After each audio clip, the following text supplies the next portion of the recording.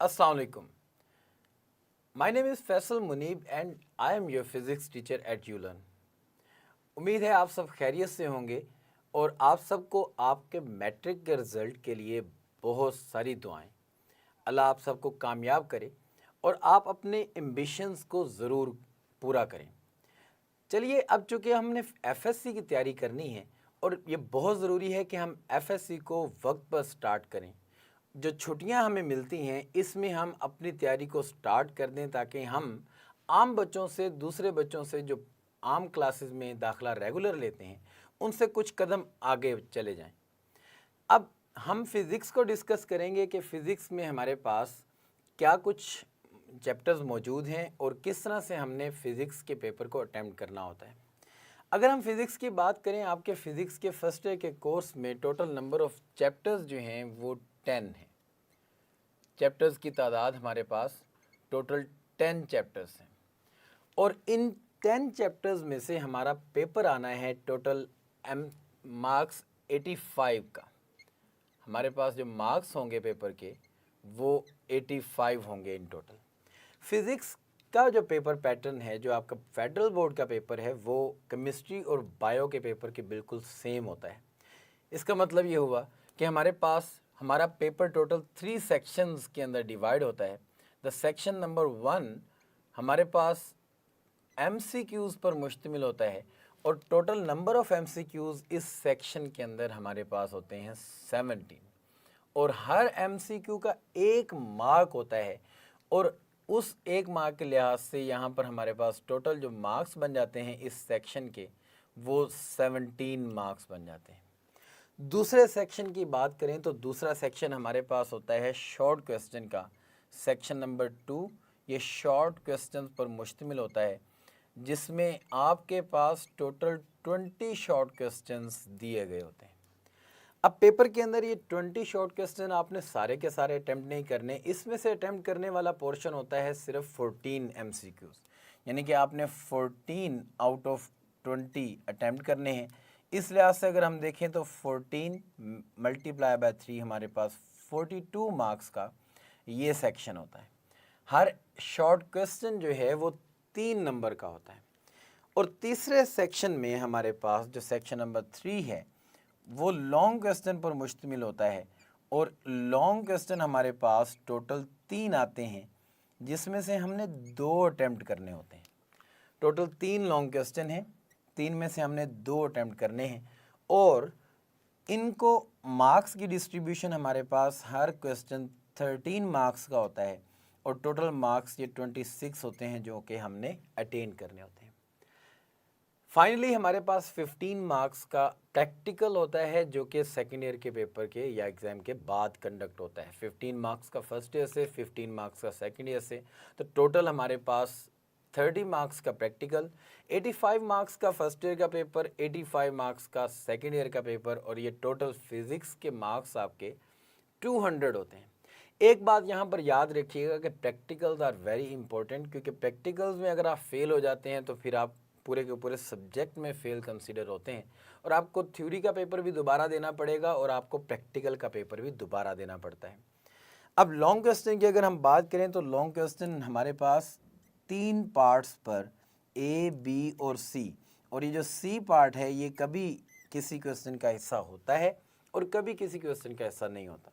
और part A B में से कोई एक थ्योरी का क्वेश्चन, कोई एक न्यूमेरिकल का, या सी जो है वो न्यूमेरिकल का या एक थ्योरी का, इस तरह हमारे पास डिफरेंट क्वेश्चंस आ सकते हैं। फिज़िक्स के सब्जेक्ट में हमारे पास 3 किस्म के मेजर पोर्शन मौजूद होते हैं। नंबर 1, आपके पास थ्योरी मौजूद होती है। किसी भी सब्जेक्ट के लिहाज से आपने उसका कंसेप्ट, उसका नॉलेज, उसका यूनिट, इस तरह की चीज़ों को कवर करना होता है। मैं आपको एक चीज़ अभी बता रहा हूँ, इसको नोट डाउन कर लें ताकि आपके लिए ये थ्रू आउट द कोर्स हमेशा आसानी पैदा करेंगे। थ्योरी में कुछ चीज़ें बड़ी जनरल होती हैं जो हर फिज़िकल क्वांटिटी या हर टॉपिक जो आप पढ़ेंगे अपने अलोंग द कोर्स उनसे रिलेटेड सेम होती हैं। उसमें हमारे पास नंबर 1 किसी भी कंसेप्ट की या किसी भी फिज़िकल क्वांटिटी की डेफिनेशन, नंबर 2 हमारे पास उसकी एग्जाम्पल, नंबर 3 हमारे पास उसकी एक्सप्लेनेशन, नंबर 4 हमारे पास उसका यूनिट, उसकी नेचर कि वो वेक्टर है या स्केलर है, और उसकी डायरेक्शन अगर वो वेक्टर है। एक्सप्लेनेशन में फार्मूला भी हमारा आ जाता है जो कि हमने डिस्कस करना हो सकता है, और उसके बाद हमारे पास उस टॉपिक से रिलेटेड उसका रिजल्ट या कंक्लूजन। ये कुछ हेडिंग्स हैं, ये कुछ की पॉइंट्स हैं जो हर थ्योरी के क्वेश्चन में तकरीबन फिजिक्स के सब्जेक्ट में सिमिलर होते हैं। मतलब आप कोई भी टॉपिक पढ़ें, मैथ्स पढ़ें, एक्सेलरेशन, वेलोसिटी, डिस्प्लेसमेंट, ग्राफ पढ़ें, कुछ भी, आपको उनकी डेफिनेशन, उनकी एग्जांपल, उनकी एक्सप्लेनेशन, यूनिट, नेचर, डायरेक्शन और रिजल्ट का पता होना चाहिए। उसके बाद हम बात करते हैं दूसरे मेजर पोर्शन की, जो कि हमारा होता है न्यूमेरिकल्स का। न्यूमेरिकल्स में हमारे पास कोई भी सिचुएशन, बेसिकली न्यूमेरिकल हमारे पास अप्लाइड फिजिक्स से रिलेटेड होते हैं, यानी कि जो भी कंसेप्ट या फार्मूला आपको पता है उसको आपने अप्लाई करना है। अब अप्लाई करने के लिए आपको 3 चीज़ें अच्छी तरह से समझनी है हर न्यूमेरिकल के लिए। अक्सर बच्चों को मसला होता है कि न्यूमेरिकल जी बहुत मुश्किल लगते हैं, मैट्रिक में फ़िज़िक्स पढ़ी, फ़िज़िक्स का सब्जेक्ट तो समझ आता है पर न्यूमेरिकल हल करना बड़ा मुश्किल लगता है।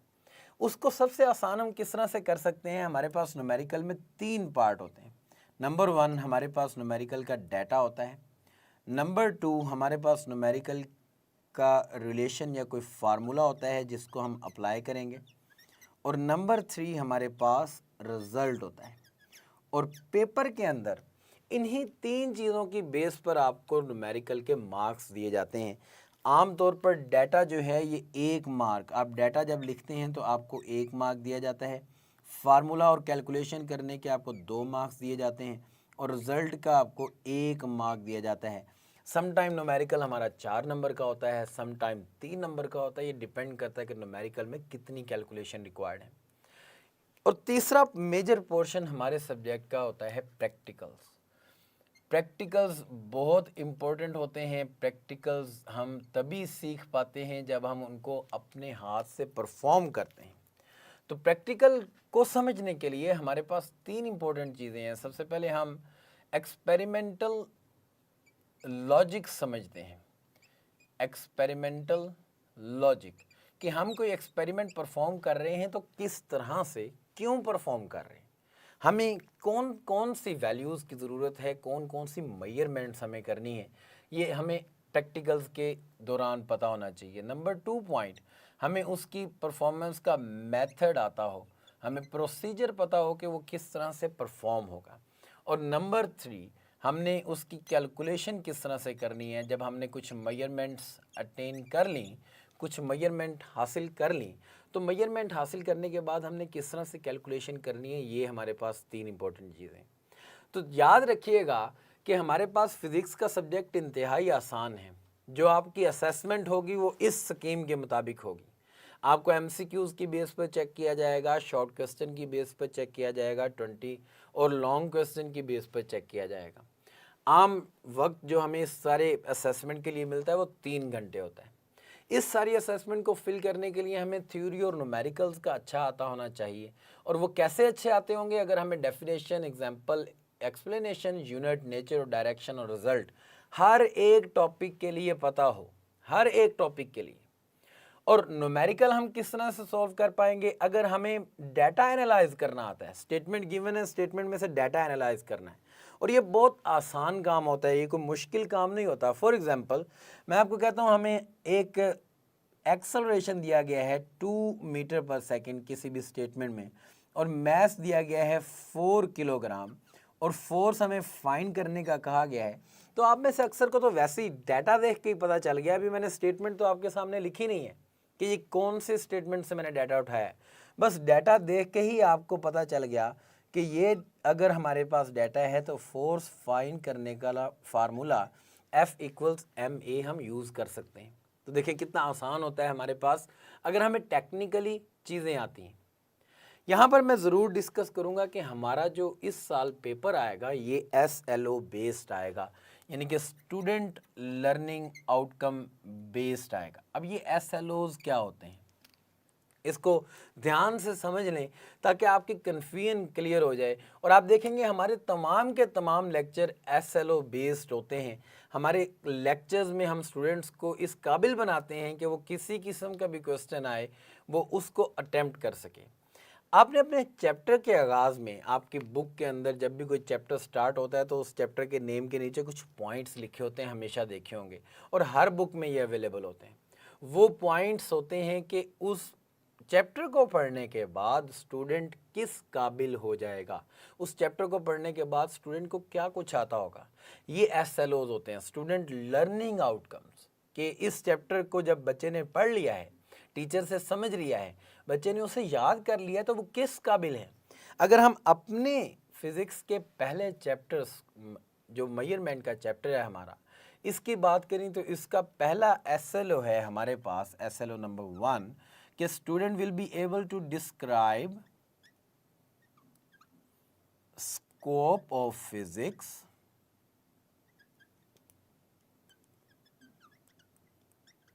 and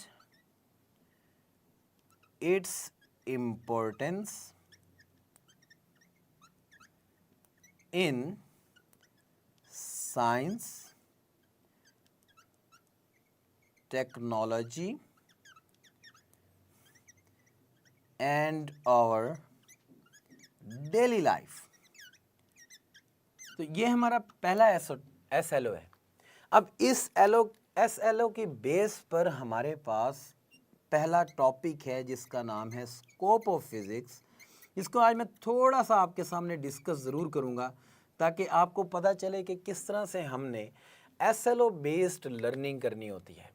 बिल्कुल सादा लफ्ज़ों में अगर मैं आपको बताना चाहूँ तो मैं ये कहूँगा कि अगर एक बच्चा नोट्स से रटे लगा रहा है, नोट्स में उसको एक टॉपिक से रिलेटेड 100 क्वेश्चन मिल गया है तो वो 100 क्वेश्चन की रटे लगा रहा है, तो वो सिर्फ रटे ही लगा रहा है, उसको स्टूडेंट लर्निंग आउटकम्स अचीव नहीं हुए। मतलब वो इस काबिल नहीं हुआ कि वो खुद से डिस्क्राइब कर सके। वो तो इस काबिल हो गया कि अगर उससे उस 100 क्वेश्चन में से कोई क्वेश्चन पूछ लिया गया तो वो बता देगा। अगर उस 100 क्वेश्चन में से बाहर कोई क्वेश्चन पूछ लिया गया है, स्टेटमेंट को मोल्ड कर दिया गया है, या किसी तरह भी कोई वर्डिंग चेंज करके क्वेश्चन पूछ लिया, तो वो कहेगा ये तो मैंने पढ़ा ही नहीं है, ये तो मुझे याद ही नहीं है। कोई भी स्टूडेंट अपनी लर्निंग को स्टूडेंट लर्निंग आउटकम्स के मुताबिक कैसे मोल्ड करेगा, उसका एक ही तरीकाकार है। अगर आपको किसी भी टॉपिक के लिहाज से उसकी डेफिनेशन का पता लग गया है कि डेफिनेशन क्या होती है, समझ आ गई है कि डेफिनेशन क्या होती है, उससे रिलेटेड एग्जांपल्स आपको अब कवर होती हैं। मतलब आप दाएं बाएं देखते हैं तो आपको पता चलता है कि ये चीज़ मोशन कर रही है तो इसमें वेलोसिटी, एक्सेलरेशन, फोर्स का किरदार है। आपको एक्सप्लेनेशन, आपको फार्मूला बनाना आता है।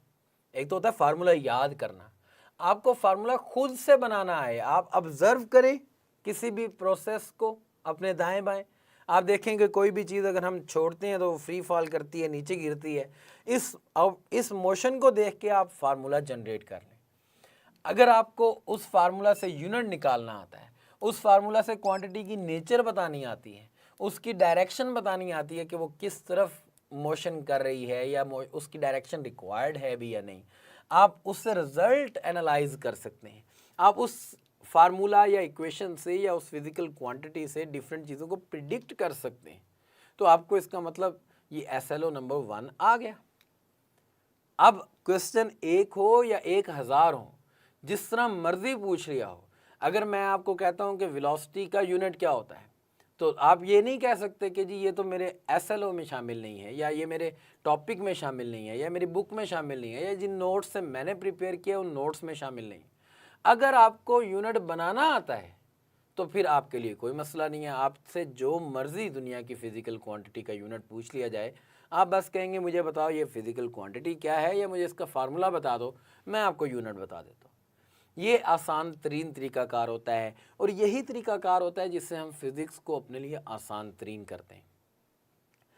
यहाँ पर हम एक छोटी सी ब्रेक लेते हैं। ब्रेक के बाद आपसे दोबारा मिलते हैं। कहीं जाइएगा ना, अपनी नोटबुक्स को अपने पास रखें। मिलते हैं छोटी सी ब्रेक के बाद।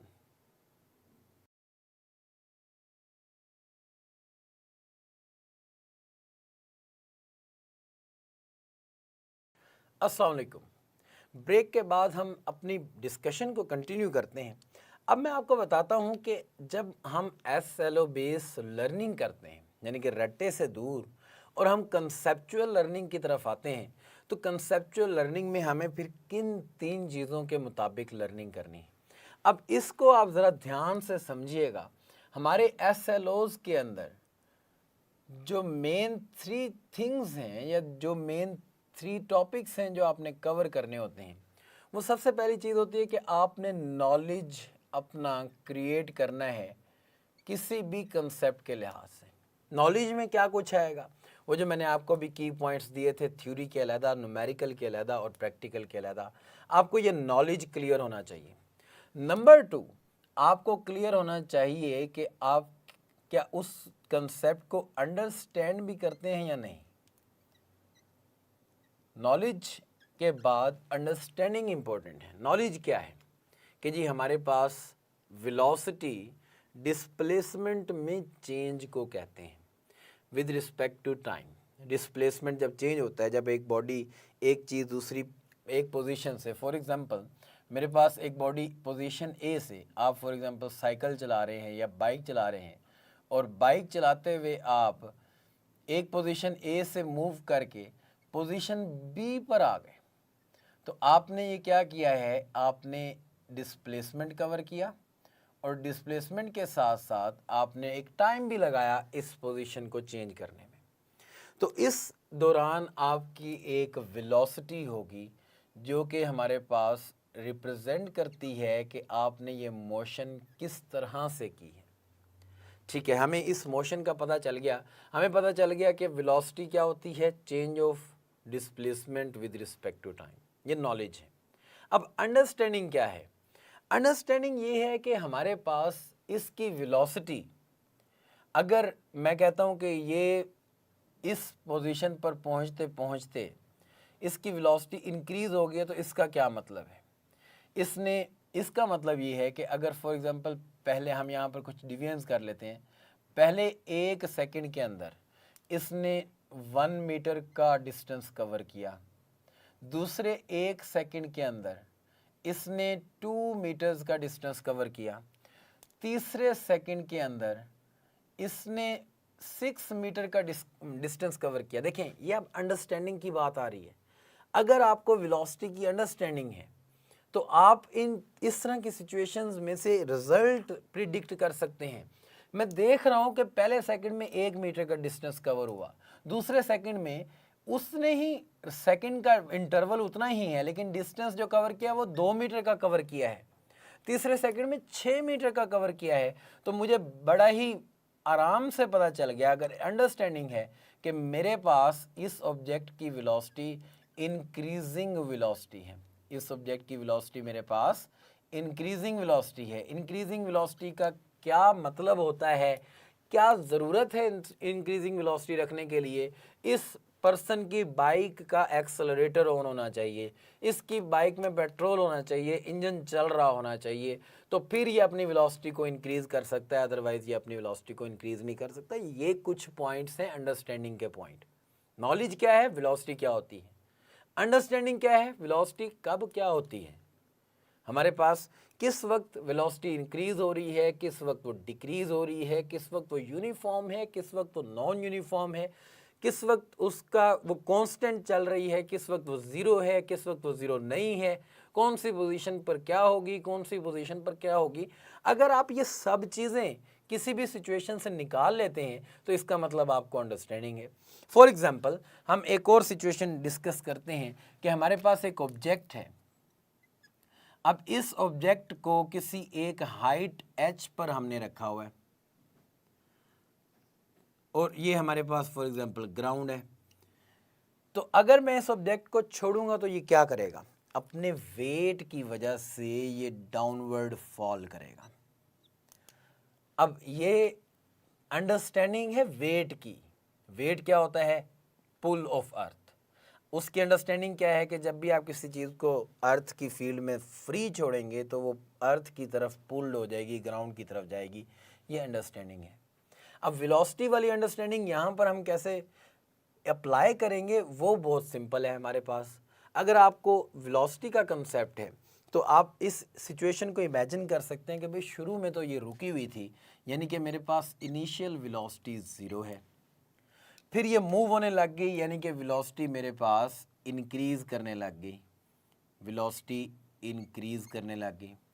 फिर ये ग्राउंड से हिट करेगी और ग्राउंड से जस्ट हिट करने से पहले इसकी वेलोसिटी मैक्सिमम होगी, और वो वेलोसिटी मैक्सिमम हम फाइंड भी कर सकते हैं। लेकिन अभी मैं आपको समझा रहा हूँ कि अंडरस्टैंडिंग क्या होती है, कि आप बगैर बताए सिचुएशन को एनालाइज कर सकें, उसमें डिफरेंट पॉइंट्स पर वेलोसिटी है या डिस्प्लेसमेंट है या जिस चीज़ के भी आपको अंडरस्टैंडिंग है उसको आप किसी भी सिचुएशन में अप्लाई कर सकें।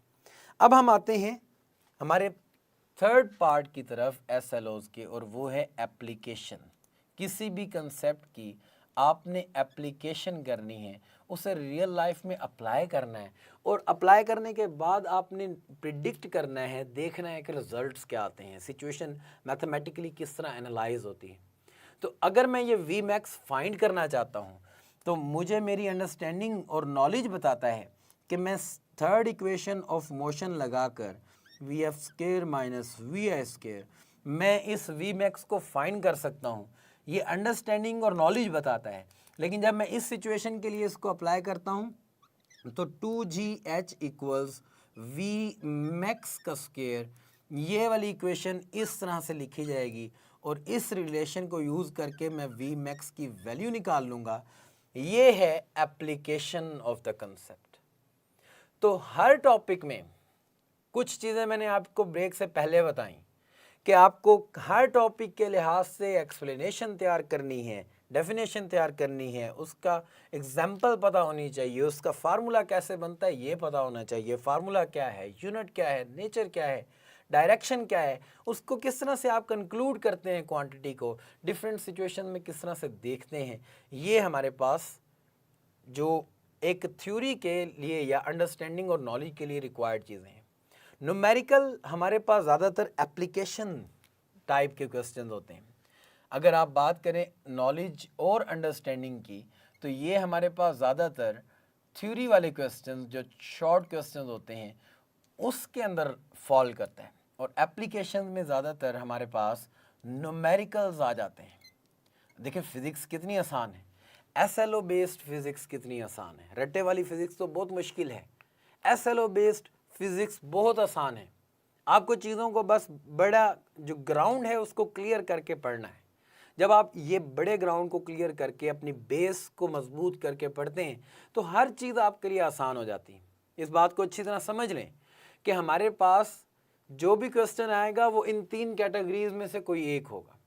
अभी तक के नोटिफिकेशन के मुताबिक हमारे पास तकरीबन 50% क्वेश्चंस एंड नॉलेज बेस होंगे, हमारे पास 30% क्वेश्चंस अंडरस्टैंडिंग बेस होंगे, और 20% क्वेश्चन एप्लीकेशन बेस होंगे।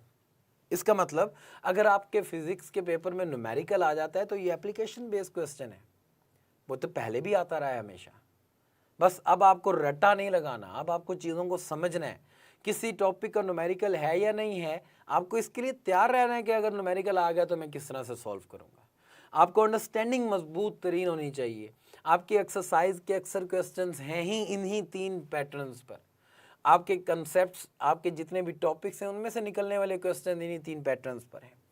मैं आपको थोड़ा सा ग्लिम्स देता हूं कि हमारा जो पहला टॉपिक है स्कोप ऑफ फिजिक्स, इसमें किस तरह के क्वेश्चन बनते हैं। अगर हम देखें नॉलेज बेस्ड क्वेश्चन, तो पहला टॉपिक, अभी टॉपिक मैंने आपको नहीं पढ़ाया, अभी आपको टॉपिक बिल्कुल नहीं आता कि उस पहले टॉपिक में क्या कुछ है, लेकिन हम ज़रा क्वेश्चंस देख लेते हैं कि अगर नॉलेज बेस्ड क्वेश्चन आता है हमारे पहले टॉपिक में से वो किस तरह का होगा।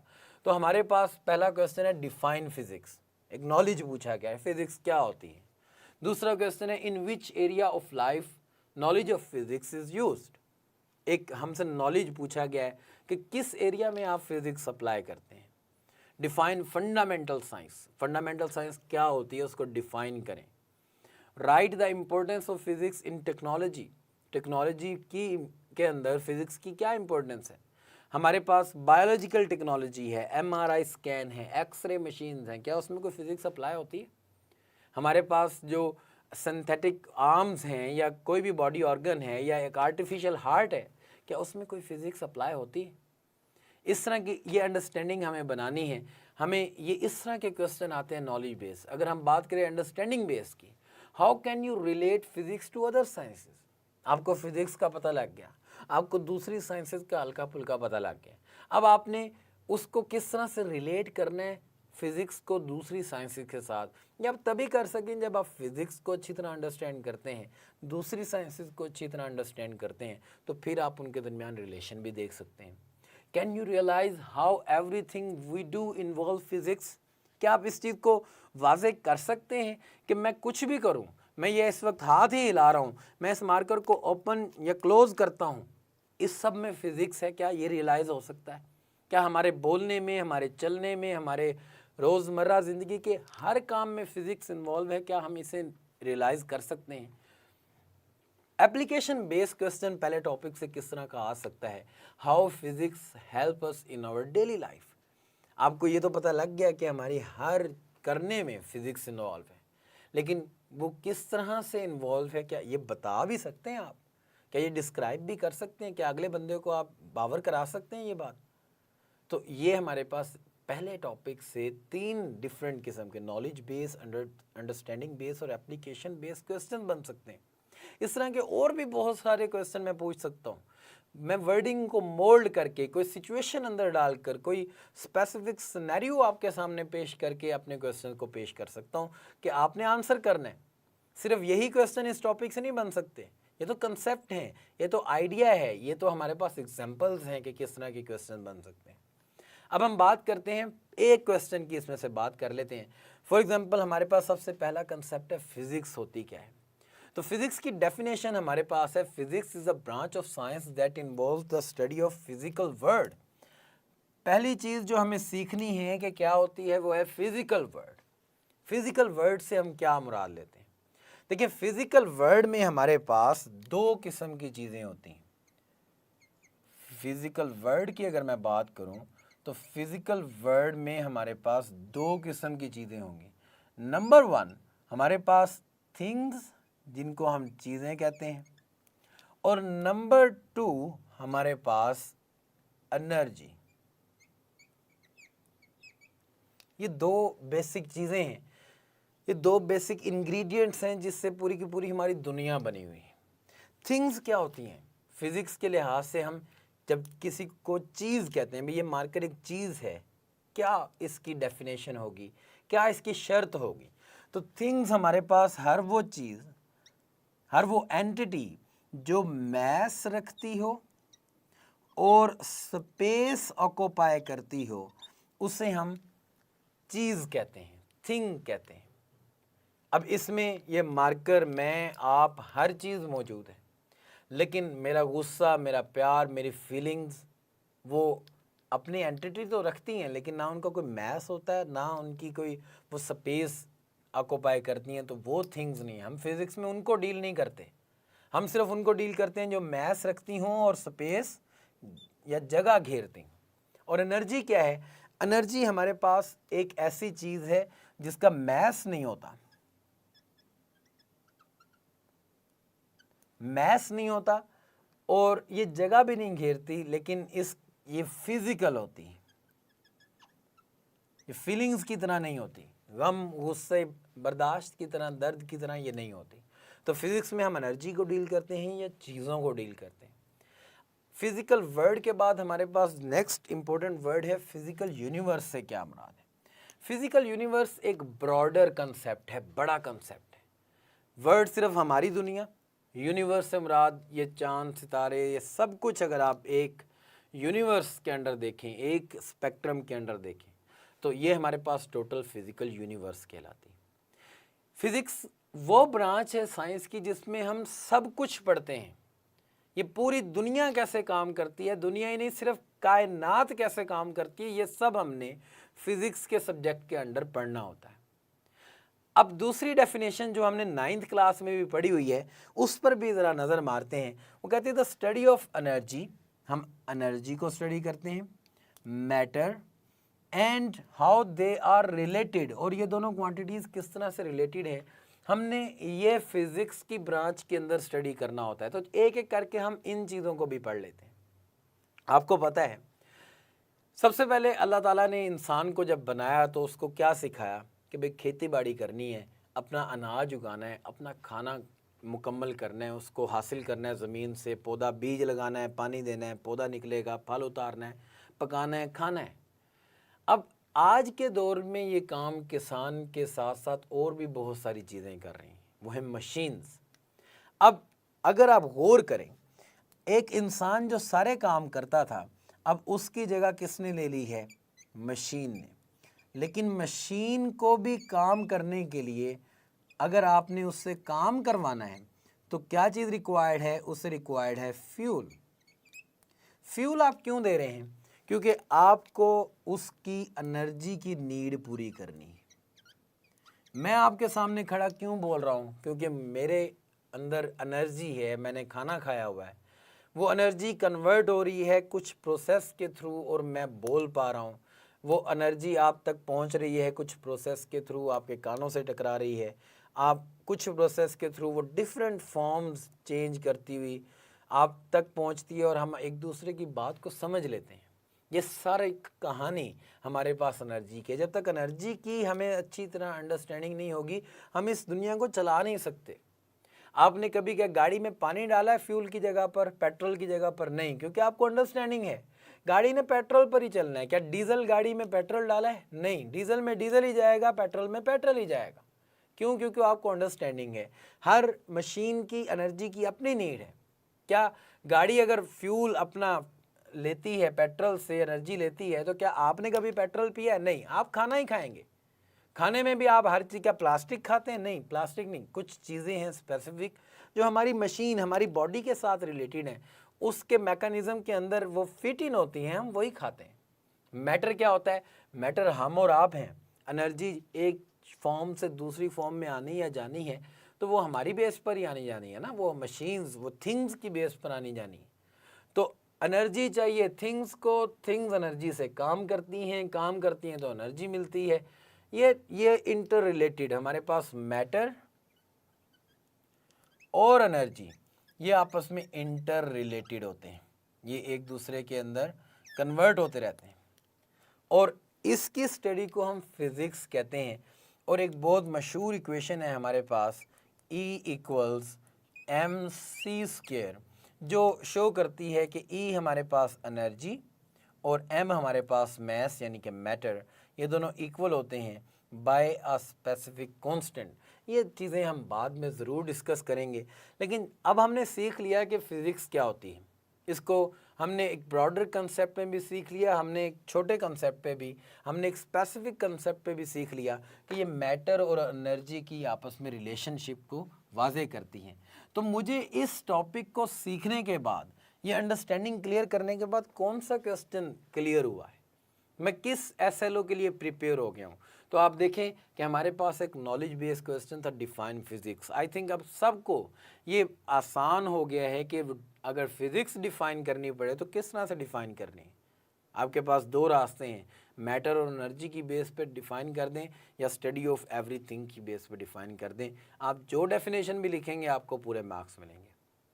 तो ये हमारा एक छोटा सा डिमॉन्स्ट्रेशन लेक्चर था कि किस तरह से हम यूलर्न के प्लेटफॉर्म से टेक्नोलॉजी को यूज़ करके, स्लाइड्स को यूज़ करके, क्लास बोर्ड की टेक्नोलॉजी को यूज़ करके आपके कंसेप्ट किस तरह से इम्प्रूव करेंगे, किस तरह आप हमसे लाइव इंटरेक्शन कर सकते हैं, अपने क्वेश्चंस पूछ सकते हैं। इसी तरह हम अपने हर टॉपिक को इंशाल्लाह लेकर चलेंगे और आपको आम क्लास से, आम फिज़िकल क्लास से बहुत बेहतर स्टडी आपके घर बैठे ही मिलेगी, बहुत बेहतर कंसेप्ट आपके घर बैठे ही आपके क्लियर होंगे। आपको कहीं जाने की ज़रूरत नहीं पड़ेगी। 40 मिनट जो आप फिज़िक्स पढ़ेंगे वो आपके पूरे दिन में फ़िज़िक्स पढ़ने के लिए काफ़ी रहेगी। यहाँ पर मुझे इजाज़त दीजिए, मैं इंशाल्लाह नेक्स्ट लेक्चर में आपसे मिलूँगा। तब तक के लिए महफूज रहें और खुश रहें। अल्लाह हाफिज़।